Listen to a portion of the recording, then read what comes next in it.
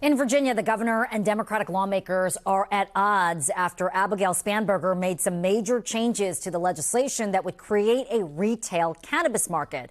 The General Assembly reconvenes Wednesday to consider the governor's amendments on other bills as well. And as Northern Virginia Bureau Chief Julie Carey reports, some retail market supporters say they'd rather wait yet another year than see the governor's substitute bill accepted. Even though Virginia legalized small amounts of cannabis for personal use at home in 2021, only medical marijuana dispensaries like this one can legally sell it right now. Lawmakers and supporters had high hopes that was about to change when they approved and sent to the governor a bill creating a retail market set to launch in January of 2027. But instead of signing the measure, Governor Spanberger made many changes. And something as substantial as creating a new retail market for cannabis is a substantial undertaking, and one that I believe as governor I have the responsibility to do correctly, methodically, and purposefully. And we were extremely disappointed, very concerned, worried. That's Chelsea Higgs-Wise, who leads the group Marijuana Justice. The bill's sponsors, including Northern Virginia Delegate Paul Krezek, are also unhappy.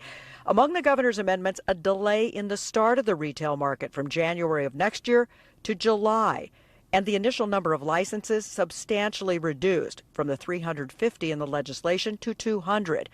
Marijuana Justice supports the delay, but the group says reducing the number of licenses means fewer Virginians will have access to legal cannabis, something that will continue to fuel the illicit market.